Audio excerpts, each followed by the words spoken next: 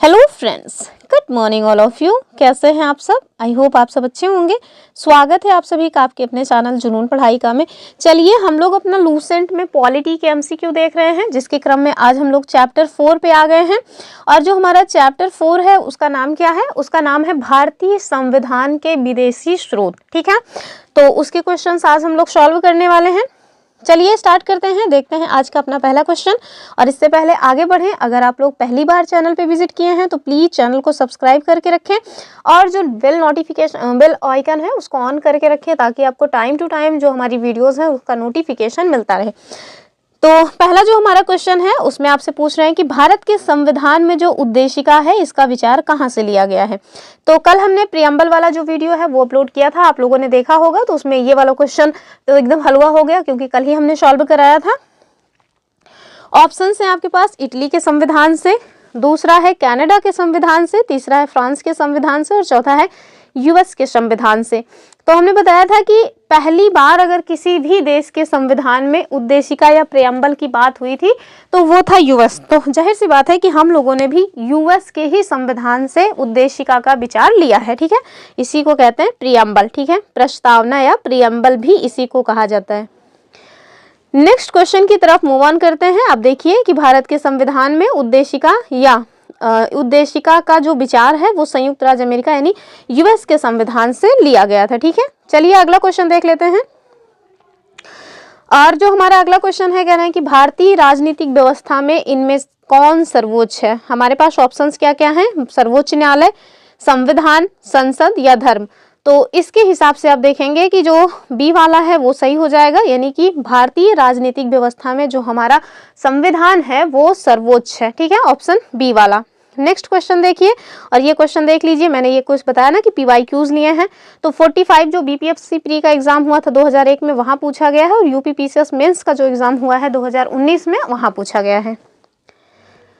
अगला क्वेश्चन देखिए, जो हमारा अगला क्वेश्चन है, कह रहे हैं कि भारत में जो न्यायिक पुनरीक्षण है यानी कि जुडिशियल रिव्यू है, इसकी संकल्पना निम्नलिखित में से किस देश के संविधान से ली गई है। तो ऑप्शंस क्या हैं? यूके के संविधान से, यानी कि ब्रिटेन की बात हो रही है। दूसरा है यूएस यानी कि संयुक्त राज्य अमेरिका। तीसरा है यूएसएसआर अर्थात रसिया, और चौथा है मतलब ऑस्ट्रेलिया। तो इसका जो सही आंसर है वो हो जाएगा हमारा यूएस वाला, यानी कि यूएसए के संविधान से हमारे भारत के जो संविधान है उसमें न्यायिक पुनरीक्षण यानी जुडिशियल रिव्यू की संकल्पना ली गई है। तो ऑप्शन जो है वो बी ठीक हो जाएगा। और ये क्वेश्चन देखिए, यूपीपीसीएस प्री 1998 में पूछा गया था। अब आप सोच रहे होंगे कि यूपीपीसीएस प्रीलिम्स के एग्जाम मतलब प्रीलिम्स जो क्वेश्चन पूछे गए उसे क्यों करा रहे हैं? इसलिए करा रहे हैं क्योंकि लूसेंट की जो बुक है ना उसको पीसीएस के लिए बहुत ही अच्छी बुक मानी जाती है, मतलब एज अ रिवीजन के लिए बहुत अच्छा माना जाता है। जबकि इस बार जो प्रीलिम्स का एग्जाम हुआ है उसने ये सारी धारणाओं को चेंज कर दिया है। लेकिन इसके अलावा भी आप लोगों ने देखा होगा कि अभी हाल ही में यानी कि कल की जो खबर है उसमें निकल के आया है कि उत्तर प्रदेश में जो टीचर की वैकेंसी है वो लगभग मार्च में उसका नोटिफिकेशन हमें देखने को मिल सकता है। और उसी के क्रम में आपको ये भी पता चला होगा कि 3800 के आसपास जो जूनियर एडेड के पद हैं वो भी आ सकते हैं। इसके पहले एक बार जूनियर एडेड का एग्जाम हुआ था यूपी में, जिसमें कि हालांकि उसका भी जो है ज्वाइनिंग वगैरह नहीं हुई है, रिजल्ट तो आ गया था। तो मैंने वो वाला एग्ज़ाम दिया था, तो उस एग्ज़ाम में मेरे 85 मार्क्स आए थे, अर्थात हम पास नहीं हुए थे। और अब उसका हम वेट कर रहे हैं उसी टाइम से। उस टाइम पे ये कहें कि किस्मत कहना ठीक नहीं होगा, तैयारी उतनी अच्छी नहीं थी चीज़ों का, मतलब मैंने चीज़ों को पढ़ा भी नहीं था। और दूसरी बात, जब एग्ज़ाम एकदम नज़दीक आया उसी टाइम पे मैंने वही अपना मतलब कंप्लीट किया था डीएलएड कंप्लीट होने के बाद जस्ट बाद ये वैकेंसी आ गई थी। डीएलएड हुआ और उसके बाद जो है दरअसल जब मेरा सेकेंड सेमेस्टर चल रहा था डीएलएड का, उसी में मैंने जब उसका रिजल्ट आया तो उसके बाद आ गया था टेट का एग्ज़ाम, तो मैंने दे दिया था। सीटेट का एग्ज़ाम आया था वो भी दे दिया था, तो उन दोनों में हो गया था। तो उसी नशे में मैंने ये वाला भी वैकेंसी आई थी तो मैंने फिल कर दिया था। तो हालांकि इसमें पास नहीं हुए, पास ना होने के पीछे का रीज़न यही है कि उतनी अच्छी तैयारी नहीं थी, चीज़ों को मतलब जो चीज़ें हैं उनकी समझ उतनी अच्छी नहीं थी, तो इस वजह से ये एग्ज़ाम क्लियर नहीं हुआ। 85 मार्क्स ही आए। ठीक है, लेकिन अब चूंकि दोबारा से ये मौका मिलने वाला है तो मैंने जो गलतियां की हैं, कम से कम जो लोग मेरे साथ जुड़े हैं वो लोग वो गलतियां ना करें। इस वजह से मैं आपको 2 मिनट लगेगा, कुछ बातें बता रही हूँ। जैसे मैंने देखा जैसे यूट्यूब पे लोग तुरंत देखना स्टार्ट कर देते हैं, जैसे वैकेंसी आती है कि तैयारी कहाँ से करें, कैसे स्टार्ट करें, और लोग बहुत ज़्यादा वीडियोस बना के रखते भी हैं कि आप ये कर लीजिए, वो कर लीजिए। तो मैंने भी वही किया था, और ज़्यादातर लोगों ने बताया था कि आपको 6 से लेकर के जो 8th क्लास की NCERT है, जो SCERT है, उसको कवर करना चाहिए। मैंने भी यही किया, लेकिन इससे जो है पेपर निकला नहीं। क्यों नहीं निकला? क्योंकि वो जो उसका सिलेबस था ना, अब देखिए मैंने ये गलती की थी, सिलेबस देखना नहीं, पहले मैं उसको सिलेबस नहीं देखा करती थी, लेकिन अब जो है सिलेबस देखना सीख गए कि नहीं, सिलेबस देखना बहुत ज़रूरी है, वरना एग्जाम क्लियर नहीं होता। तो आप लोग ऐसी गलती मत करिएगा, सबसे पहले सिलेबस देखिएगा, और उस सिलेबस के हिसाब से आपको जो NCERT है उसमें वही चैप्टर्स देखने हैं जो जो चैप्टर्स आपको सिलेबस में दिए हुए हैं, ठीक है। तो आप 6 से 12 तक की जो NCERT है, SST वालों के लिए बता रहे हैं, उसे ज़रूर कवर करके रखें। GS के लिए जो 50 मार्क्स का GS आता है, उसके लिए आप कोई भी पब्लिकेशन से जो है कर ले, मतलब कि कर सकते हैं, जो यूट्यूब पे भी लोग कराते ही रहते हैं, और साथ में खुद ही प्रैक्टिस करिए, तो ये कर लीजिएगा। और एक चीज़ याद रखिएगा, उसमें जो मतलब कि हिस्ट्री के क्वेश्चंस पूछे गए थे, उस हिस्ट्री के क्वेश्चंस में ज़्यादातर जो क्वेश्चन थे वो UPPCS प्रीलिम्स एग्ज़ाम के जो PYQs हैं वो पूछे गए थे। तो इस वजह से हम यहाँ पे ये PYQs करा रहे हैं कि अगर आप इन सारे एग्ज़ाम्स को भी टारगेट कर रहे हैं, खासतौर से अगर यूपी में किसी एग्ज़ाम को टारगेट कर रहे हैं, तो UPPCS में जो क्वेश्चंस पूछे गए हैं वो आपके काम के हैं, ठीक है। तो जूनियर एडेड वालों के लिए एक छोटी सी टिप्स थी, क्योंकि मैंने गलती की थी, मेरा एग्ज़ाम नहीं हुआ था, तो आप लोग बच जाएं उन गलतियों से, क्योंकि हर व्यक्ति अपनी गलतियों से ही सीखता है। मैंने भी अपनी गलतियों से ही सीखा है, और वही आपको मैं बता रही हूँ। चलिए फिलहाल के लिए अगला क्वेश्चन देखते हैं। कह रहे हैं कि न्यायिक पुनर्विलोकन की जो व्यवस्था है वो कहाँ से ली गई है। हमारे पास ऑप्शंस क्या है, कह रहे हैं कि न्यायिक पुनर्विलोकन की जो व्यवस्था है, आपको बताना है कि कौन से देश में है। पहला है केवल भारत में, दूसरा है केवल US में, तीसरा है भारत और US में, और चौथा है केवल UK में। मैंने आपको हर मतलब कि डेली की प्रैक्टिसेस में बताया कि जब भी कहीं आपको ओनली शब्द दिखे, यानी कि केवल शब्द दिखे, तो फटाक से जो दिमाग कंटीन्यू है उसको खड़ा कर लेना है कि नहीं, हो सकता है ये रॉन्ग हो जाए, ठीक है। तो आप देखिए ये रॉन्ग भी है, हर एक सिचुएशन में ये रॉन्ग नहीं होता है, लेकिन 99% सिचुएशन में ये आपको रॉन्ग ही देखने को मिल जाता है। तो इसका जो सही आंसर है वो तो जाएगा C वाला, यानी कि भारत और USA दोनों में ही आपको न्यायिक पुनर्विलोकन की जो व्यवस्था है वो देखने को मिल जाएगी, ऑप्शन C। और ये क्वेश्चन भी देख लीजिए, UPPCS मेंस 2012 में पूछा गया और UPPCS प्री 2008 में पूछा गया था, ठीक है। चलिए अगला क्वेश्चन देखते हैं, और यहाँ आपसे पूछ रहे हैं कि निम्नलिखित में से कौन सा लक्षण है जो भारतीय परिसंघ और अमेरिकी परिसंघ में समान रूप से पाया जाता है। हमारे पास ऑप्शंस क्या है, एक ही नागरिकता, तो ये तो नहीं होगा, संघ की 3 सूचियां, न्यायपालिका की द्वैधता, और संविधान में निर्वाचन के लिए परिसंघीय उच्चतम न्यायालय। तो ए वाले में आप देखिए कह रहे हैं कि एक ही नागरिकता, तो भैया भारत देश में तो एकल नागरिकता का प्रावधान है, किंतु USA में एकल नागरिकता का प्रावधान नहीं है। तो वहाँ पे तो डुअल नागरिकता चलती है, यानी कि जो उनके 50 प्रांत हैं, यानी 50 स्टेट्स हैं, उनकी आपको अलग जो है नागरिकता मिलती है, और जो मतलब कि अमेरिकी संघ है उसकी अलग नागरिकता मिलती है। लेकिन हमारे यहाँ क्या होता है, हम सारे लोग चाहे उत्तर भारत के हों या दक्षिण भारत के हों या नॉर्थ ईस्ट को हों, हर जगह के जो निवासी हैं वो सब के सब क्या हैं, तो सभी के पास भारत की नागरिकता है, यानी कि भारतीय हैं। जबकि किसी राज्य के हैं तो वो राज्य के निवासी कहलाते हैं, नागरिक नहीं कहलाते, ठीक है। तो एकल नागरिकता वाला हमने जो प्रावधान है, हमारे यहाँ जो एकल नागरिकता का प्रावधान है वो हमने ब्रिटेन के संविधान से लिया हुआ है, तो ये तो गलत हो जाएगा। कह रहे हैं संघ की 3 सूचियाँ, तो ये तो बिल्कुल भी नहीं है। और न्यायपालिका की द्वैधता, तो ये भी नहीं है। हमारे यहाँ आप देखेंगे कि जो हमारा सर्वोच्च न्यायालय है वही सर्वोच्च है, तो जबकि अमेरिका में जो है, अमेरिका का जो मतलब कि कोर्ट है, अमेरिका का अपना जो सर्वोच्च न्यायालय है वो भी सर्वोच्च है, और जो राज्य है उनका भी अपना एक सर्वोच्च न्यायालय होता है, तो ये भी नहीं है।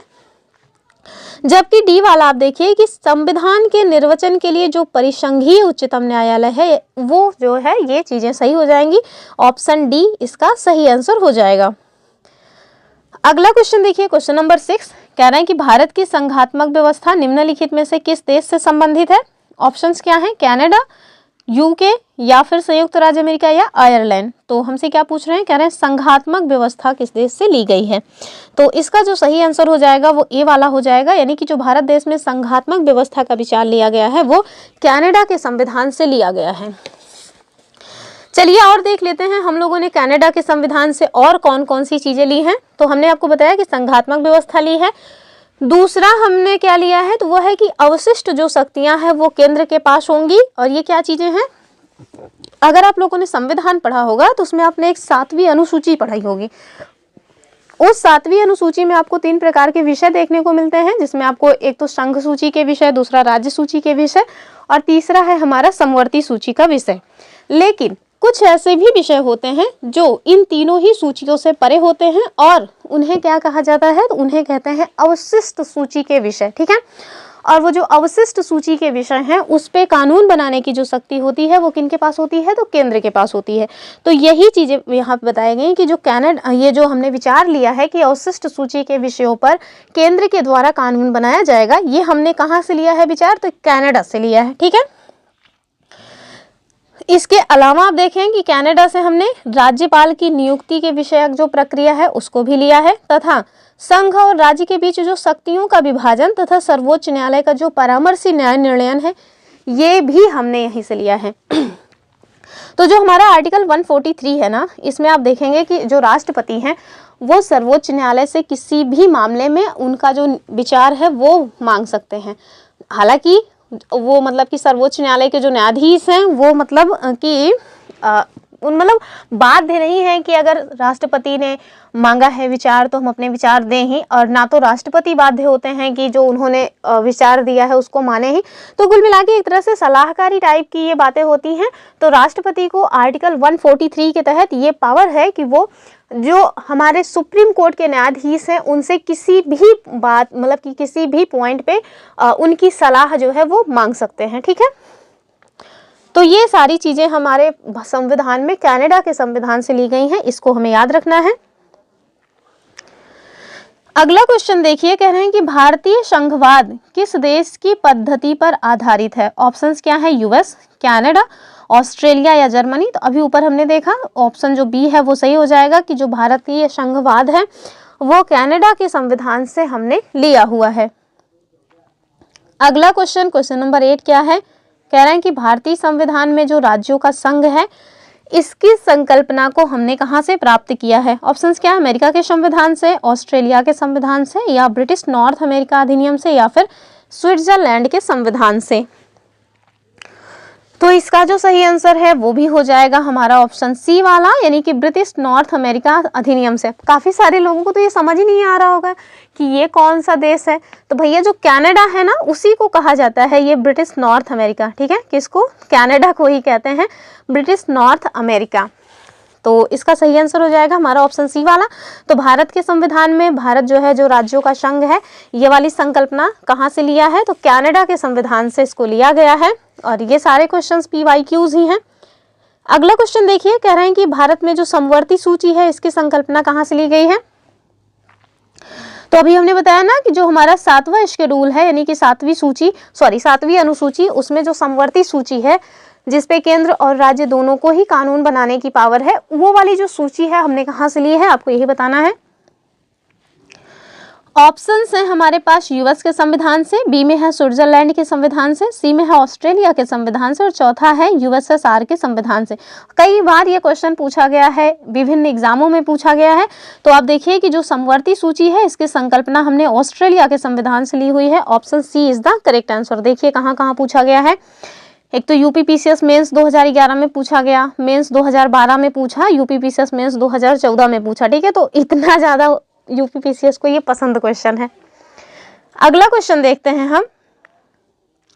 यहाँ आपसे क्वेश्चन नंबर 10 में कह रहे हैं कि भारत के संविधान निर्माताओं ने एक सेकंड, अभी हम आपको और बता देते हैं ना कि हमने ऑस्ट्रेलिया के संविधान से और कौन कौन सी चीजें ली हैं, ताकि आपको सारी की सारी चीजें इसी क्वेश्चन के माध्यम से कवर हो जाएं। ठीक है, तो देखिए ऑस्ट्रेलिया के संविधान से हमने एक तो प्रस्तावना की भाषा ली है, जैसे कि कल मैंने आपको बताया था कि we the people of India जो है वो हमने कहाँ से लिया है, तो we the people of Australia. इस तरह से वहाँ के जो संविधान है उसमें जो प्रियम्बल है वो शुरू होता है। तो संविधान की जो भाषा है ये हमने कहाँ से ली है, ऑस्ट्रेलिया के संविधान से। दूसरा आप देखिए कि जो समवर्ती सूची का प्रावधान है ये भी हमने वहीं से लिया। तीसरा क्या है, तो तीसरे में आपको मिलेगा कि केंद्र और राज्यों के बीच जो शक्तियों का विभाजन है ये भी हमने कहाँ से लिया है, तो यही ऑस्ट्रेलिया के संविधान से। और आप देखेंगे कि जो आर्टिकल 108 है, आर्टिकल 108, इसमें संयुक्त अधिवेशन की जो है या संयुक्त बैठक की चर्चा की गई है आर्टिकल 108 के तहत। तो ये वाला जो विचार है ये भी हमने ऑस्ट्रेलिया के संविधान से ही लिया है। तथा इसके साथ साथ आप देखेंगे कि जो हमारा व्यापार, वाणिज्य और समागम की स्वतंत्रता है ये भी हमने ऑस्ट्रेलिया के संविधान से लिया हुआ है। तो ये कुछ पॉइंट्स हैं जो हमने ऑस्ट्रेलिया के संविधान से लिए हैं। चलिए अगला क्वेश्चन देखते हैं। तो अभी हमने ऊपर देखा कि समवर्ती सूची जो है ये ऑस्ट्रेलिया से लिया है, तो ऑप्शन बी इसका भी सही हो जाएगा। क्वेश्चन नंबर 11 में देखिए, कह रहे हैं कि समवर्ती सूची का विषय, चूंकि देखिए ये क्वेश्चंस अलग अलग तरह से अलग अलग एग्जामों में पूछे गए हैं, क्योंकि जो विदेशी सोर्स हैं अब वो ऐसा तो है नहीं कि बहुत ज़्यादा हैं, कुछ ही चीज़ें हैं, तो उन्हीं से अलग अलग तरह से क्वेश्चंस बनते हैं और इसी वजह से मैंने अलग अलग तरह से क्वेश्चंस भी पूछे हैं। आप देखिए कह रहे हैं कि भारत के संविधान में जो समवर्ती सूची है इसकी अवधारणा गृहीत कहाँ से की गई है, तो अभी बताया कि हमने इसको ऑस्ट्रेलिया के संविधान से लिया है। डी इसका सही आंसर हो जाएगा।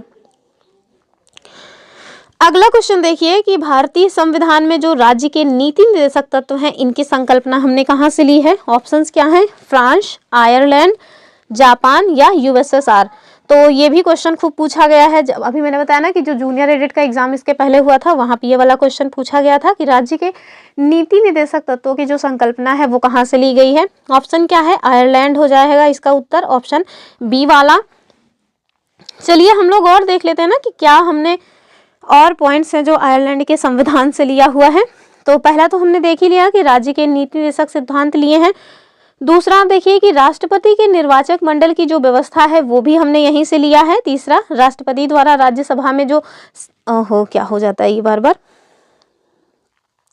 तो तीसरा देखिए कि राष्ट्रपति के निर्वाचक मंडल की जो व्यवस्था है ये हमने लिया और राष्ट्रपति के द्वारा राज्यसभा में 12 जो सदस्य हैं उनको मनोनीत किया जाता है और वो 12 लोग कहाँ से आए, तो वो 12 लोग या तो साहित्य में ठीक ठाक परफॉर्म कर रहे हों या कला से संबंधित हों या विज्ञान या समाज सेवा इत्यादि के जो ख्याति प्राप्त व्यक्ति हैं, इनमें से लगभग 12 लोगों को जो भारत के राष्ट्रपति हैं उनके द्वारा क्या किया जाता है, मनोनीत किया जाता है। तो इसका जो सही आंसर है वो हो जाएगा आयरलैंड। आयरलैंड से हमने राज्य के नीति निर्देशक तत्वों की संकल्पना ली है और भी जो पॉइंट्स थे वो भी मैंने आपको बता दिए हैं। और अगर आप चाहते हैं कि पूरा इसको डिटेल में पढ़ें तो इसके लिए मैंने लूसेंट पॉलिटी करके अपने इस चैनल पर वीडियो बनाया हुआ है, आप वहाँ से जा करके इसको देख सकते हैं। ये देखिए इस तरह के क्वेश्चंस आजकल बनने लगे हैं मैच द फॉलोइंग करके, तो मैंने ये वाला क्वेश्चन भी लिया है और आप देखिए कि ये कहाँ पूछा गया है, तो ये पूछा गया था आईएएस में, जो प्रीलिम्स का एग्जाम होता है आईएएस में 1993 में हुआ था जो, उसमें ये क्वेश्चन पूछा गया था। तो चलिए मैच कर लेते हैं, हालांकि सब बता ही दिए हैं लेकिन फिर भी मैच करने में ठीक रहेगा क्योंकि इस तरह के क्वेश्चंस टाइम टेकिंग वाले होते हैं ना, तो आजकल खूब बनने लगे हैं। हालांकि मज़ेदार भी होते हैं, अगर आपको एक दो विकल्प आ रहे हैं तो हो जाता है कभी कभी, और कभी कभी तो इतने ट्रिकी होते हैं कि अगर आपको एक भी विकल्प एकदम कंफर्म हो तो आराम से क्वेश्चन बन जाता है। पर अब जो है पैटर्न ही चेंज होता जा रहा है, तो क्रोनोलॉजी पूछना स्टार्ट हो गया है। तो चलिए कह रहे हैं सूची 1 को सूची 2 से सुमेलित कीजिए और सूचियों के लिए नीचे जो दिए गए कूट हैं इनका उपयोग करके सही उत्तर का चयन कीजिए। ठीक है, पहली जो सूची है यानी कि पहली लिस्ट में क्या है, भारत के संविधान के लक्षण, और दूसरी जो लिस्ट है इसमें आपको बताया गया है कि कौन से देश के संविधान से हमने इसको ग्रहण किया है। तो सबसे पहले ए वाला देखिए, कह रहे हैं फंडामेंटल राइट यानी मूल अधिकार, दूसरा है भारत की संसदीय व्यवस्था, तीसरा है आपात उपबंध और चौथा है राज्य के नीति निर्देशक तत्व। अभी हमने ऊपर बताया कि जो राज्य का नीति निर्देशक तत्व है ये हमने कहाँ से लिया है, तो आयरलैंड से लिया है। ठीक है, तो डी का 3 आप देखिए एक ही से निपट जा रहा है। अगर आपको पता है कि डी का 3 गड़बड़ हो गया मैं इसको सी का लगा रही, तो अब देखिए डी का 3 दो जगह पे आपको डी का 3 देखने को मिल रहा है, तो आपको इन्हीं दोनों में ही अपना अगला जो ऑप्शन है उसको देखना है। अन्य दो ऑप्शन जो है वो कट चुके हैं। ठीक है, और इसके अलावा क्या अभी हमने और कुछ बताया, हाँ हमने बताया था शासन की जो संसदीय प्रणाली है ये हमने यूके से लिया है। तो आप देखिए कि बी का 1 कहाँ पे दिया है, तो देखिए सी वाले में बी का 1 दिया हुआ है, तो ऑप्शन जो इसका सही हो जाएगा वो हो जाएगा ऑप्शन सी वाला। हमें पूरा क्वेश्चन यानी कि पूरी पॉइंट्स पते हों इसकी मतलब आवश्यकता थी नहीं, अगर हमें 2 पॉइंट्स पता हों तो ये क्वेश्चन आराम से सॉल्व हो सकते हैं। ये क्वेश्चन यहाँ पे लाने का मकसद ही यही था कि ये बताना कि ऐसे क्वेश्चंस को देख के थोड़ा घबराना नहीं है। जब शुरू में चीज़ें इस तरह की दिखती हैं तो वो क्वेश्चन जो है देख के घबराहट होती है, लेकिन आप जब इसी तरह के क्वेश्चंस कई बार सॉल्व कर ले जाएंगे ना तो घबराहट होनी बंद हो जाएगी। तो एग्जाम में ऐसे क्वेश्चंस टैकल करने में इजी भी जाएगा। ठीक है, तो ऑप्शन जो सी है वो ठीक हो जाएगा इसका। यानी कि जो फंडामेंटल राइट यानी कि मूल अधिकार है, ये हमने कहाँ से लिया, तो ये हमने यूएस के संविधान से ये अवधारणा ली है। आगे हम लोग फंडामेंटल राइट्स वगैरह पढ़ेंगे भी, और अगर पहले ही आप पढ़ना चाहते हैं तो बता ही चुके हैं कि लूसेंट पॉलिटी करके मैंने अपने इसी चैनल पढ़ाया है, आप वहाँ जा देख सकते हैं। और भारत में जो संसदीय शासन प्रणाली है ये हमने यूके के संविधान से लिया है। आपात उपबंध ये हमने जर्मनी से लिया है। राज्य के नीति दिशा तत्व ये हमने कहाँ से लिया है, तो आयरलैंड से लिया है। ठीक है, चलिए अगला क्वेश्चन देख लेते हैं। क्वेश्चन नंबर 13, और यहाँ आपसे पूछ रहे हैं कि भारतीय संविधान के निर्माण में किस देश के संविधान से न्यायिक पुनर्विलोकन का जो मतलब विचार है वो लिया गया। अभी हमने ऊपर देखा था तो टाइम लॉस नहीं करेंगे, क्वेश्चन का जो आंसर है बी हो जाएगा। यानी कि जो जुडिशियल रिव्यू की संकल्पना है ये हमने अमेरिका के संविधान से लिया हुआ है, ऑप्शन बी। अमेरिका से हमने और भी कई सारी चीजें ली हैं, उसको भी बता देते हैं। देखिए, अमेरिका से हमने एक तो प्रस्तावना लिया है, प्रस्तावना का जो विचार है वो हमने अमेरिका से लिया। मौलिक अधिकार यानी फंडामेंटल राइट्स का भी जो विचार है ये हमने यहीं से लिया। न्यायिक पुनर्विलोकन की जो मतलब की शक्ति है या अवधारणा है ये भी हमने यहीं से लिया। संविधान की सर्वोच्चता और साथ में जो स्वतंत्र न्यायपालिका है, स्वतंत्र और निष्पक्ष न्यायपालिका, ये भी हमने यहीं से लिया हुआ है।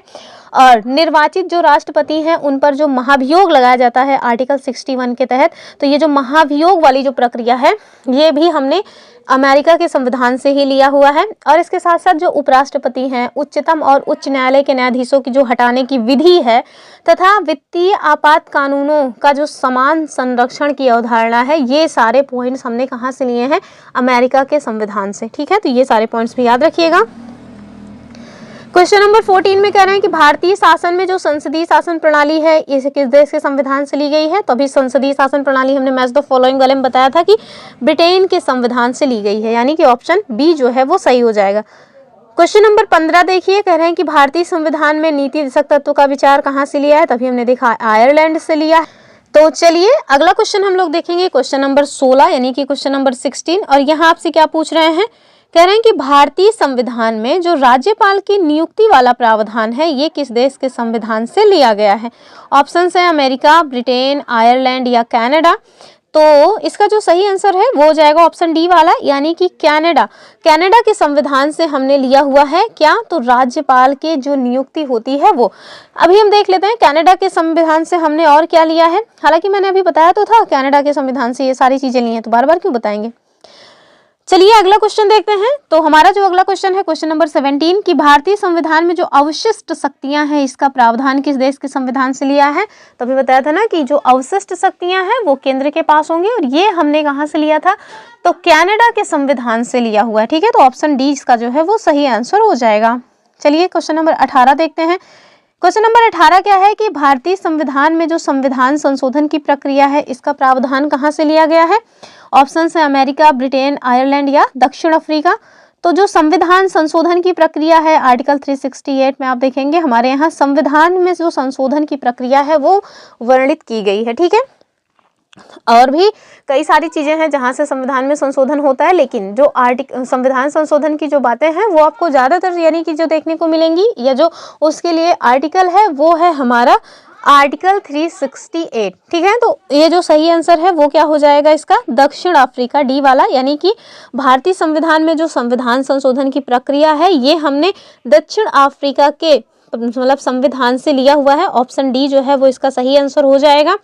आगे देख लेते हैं और भी क्या पॉइंट्स हैं जो हमने दक्षिण अफ्रीका से लिए हैं। तो एक तो हो गया कि संविधान संशोधन की प्रक्रिया, दूसरा है राज्यसभा के जो सदस्यों का निर्वाचन है वो। तो राज्यसभा में जो सदस्यों का निर्वाचन होता है उसको भी हमने कहाँ से लिया है, तो इसे भी हमने इसी दक्षिण अफ्रीका के संविधान से लिया हुआ है। चलिए अगला क्वेश्चन देखते हैं, क्वेश्चन नंबर 19।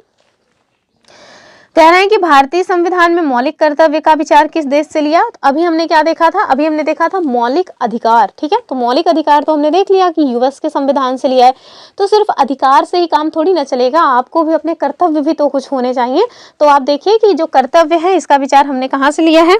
ऑप्शंस क्या है, अमेरिका, ब्रिटेन, आयरलैंड या रूस। तो ये जो मतलब कि लिया है हमने, ये रूस से लिया हुआ है, यानी कि रसिया। रसिया क्या, हमने जब लिया था तब ये यूएसएसआर था, तो हमने यूएसएसआर के संविधान से लिया हुआ था क्या बोलते हैं इसको, मौलिक कर्तव्य यानी कि फंडामेंटल ड्यूटीज, ठीक है। तो जो फंडामेंटल ड्यूटीज है इसका प्रावधान हमने यहाँ से लिया।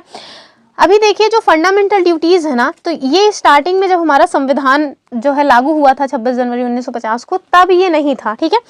बाद में इसको जोड़ा गया है कब, तो जो 42वां अमेंडमेंट एक्ट हुआ था कब, 1976 में, तो इसी में ये जोड़ा गया था। एक कमेटी बनाई गई थी जिसको जो हेड कर रहे थे वो थे सरदार स्वर्ण सिंह, इसी वजह से इस कमेटी का नाम भी था सरदार स्वर्ण सिंह कमेटी।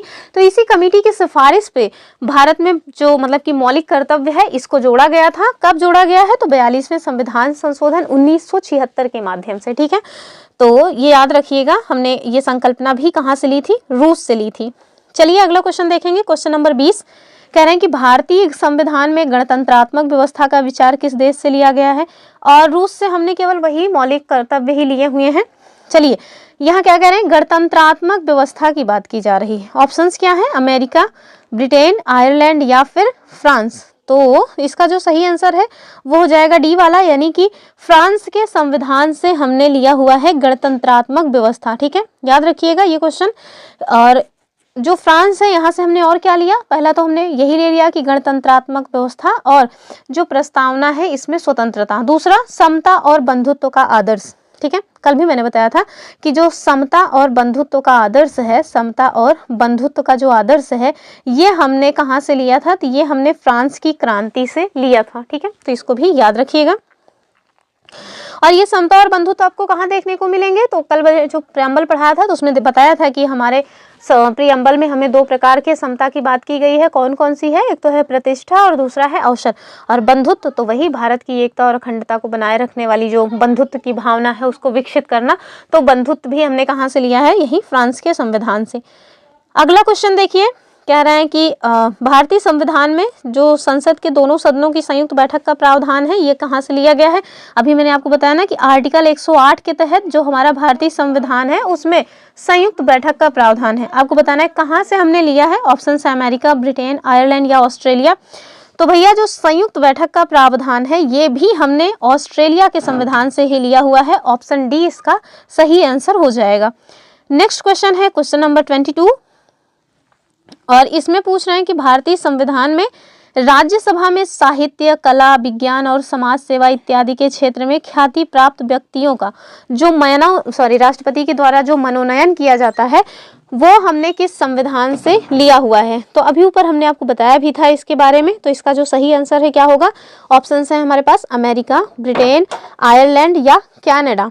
तो इसका जो सही आंसर है वो तो हो जाएगा सी वाला, यानी कि आयरलैंड का जो संविधान है वहां से हमने लिया है कि जो राष्ट्रपति हैं इनके द्वारा राज्यसभा में विज्ञान, समाज, साहित्य तथा कला के क्षेत्र से संबंधित व्यक्तियों को मनोनीत किया जा सकता है। तो कहाँ से लिया हमने ये मतलब कि अपने संविधान में, तो आयरलैंड के संविधान से ये प्रेरित है। ऑप्शन सी जो है वो सही हो जाएगा। अगला क्वेश्चन देखिए, ये क्वेश्चन बड़ा इंपॉर्टेंट था। एक तो PYQ था और दूसरा आप देखेंगे कि मैंने इसको लूसेंट, ये PYQ था और संविधान के सोर्सेस से बना हुआ था, लेकिन आप देखेंगे कि ये क्वेश्चन आपको लूसेंट में देखने को नहीं मिलेगा। मैंने इसको लूसेंट में भी खोजा, फिर उसके बाद मैंने इसको गूगल भी किया, गूगल भी गलत बता रहा था। इसके साथ साथ मैंने इसको लक्ष्मीकांत में भी खोजा, वहां भी नहीं मिला। अंत में ये क्वेश्चन का जो सही आंसर है वो हमको कहाँ से मिला है, तो अंत में इसका जो सही आंसर है वो हमको मिला है PYQs की जो बुक आती है ना, जिसको हम क्या कहते हैं, तो हम उसको घटना चक्र का क्या बोलते हैं, घटना चक्र ही बोलते हैं, पूर्वावलोकन। तो वहां पे ये क्वेश्चन पूछा गया था। कहाँ पूछा गया था भैया, तो UPPCS, UPPSC, GIC का जो पेपर होता है वहां पूछा गया था 2010 में, ठीक है। तो वहां से मैंने ये क्वेश्चन लिया है, अंत में मिला। मैं क्वेश्चन मैंने बनाया, उसके बाद फिर मुझे इसका आंसर याद भी नहीं आ रहा था और मैंने इन सारी बुक्स में खोजा भी, मिला भी नहीं। फिर अंत में मैंने ये क्वेश्चन जहाँ से बनाया था वहीं से खोजा, तब जा करके मिला है। तो चलिए इसको देख लेते हैं क्या क्वेश्चन है और इतना कठिन क्यों हो गया। कह रहे हैं कि भारतीय संविधान में विधि द्वारा स्थापित जो प्रक्रिया का विचार है वो किस संविधान से लिया गया है, यानी किस देश के संविधान से लिया गया है। ऑप्शंस हैं अमेरिका, ब्रिटेन, आयरलैंड या जापान। तो इसका जो सही आंसर है वो भैया जापान हो जाएगा। जो जापान है यहाँ से हमने विधि द्वारा स्थापित प्रक्रिया को लिया है। और ये कौन सा सोर्स है जो मैंने यूज किया है आपको बताने के लिए, तो घटना चक्र से मैंने ये क्वेश्चन आपको बताया हुआ है। और ये क्वेश्चन यूपीपीएससी जीआईसी 2010 में पूछा गया है। याद रखिएगा कि विधि द्वारा स्थापित जो प्रक्रिया है इसका जो विचार है हमने जापान से लिया है। विधि का शासन अगर आपसे पूछ ले कि विधि का जो शासन है वो विचार हमने कहाँ से लिया है, तो जो विधि का शासन है ये हमने लिया हुआ है भैया इंग्लैंड से। ठीक है, तो इंग्लैंड से हमने क्या लिया है, विधि का शासन। आप लोगों ने जब फंडामेंटल राइट्स पढ़ा होगा तो उस फंडामेंटल राइट्स में आता है जो हमारा समानता का अधिकार, आर्टिकल 14 से आर्टिकल 18 के मध्य आता है ना, समता का अधिकार या समानता का अधिकार। उसमें भी इस तरह की बातें आपको देखने को मिलती हैं। एक तो है विधि के समक्ष क्षमता, क्या है विधि के समक्ष क्षमता। ये सारी चीजें जब हम लोग पढ़ेंगे उसमें अच्छे से तब बताते चलेंगे। ठीक है, और वैसे भी आगे आएंगे तो कुछ ना कुछ चीजें तो एक्सप्लेन करते ही चलेंगे। तो ये जो विधि के समक्ष क्षमता की बात है ये हमने कहाँ से लिया है, तो ये हमने ब्रिटिश के संविधान से लिया है। ठीक है, तो ये विचार कहाँ का है, तो ब्रिटिश के संविधान से ये विचार है। दूसरा आप देखेंगे एक अन्य पॉइंट इसी में आता है और वो क्या है, विधियों का समान संरक्षण। ठीक है, विधियों का समान संरक्षण।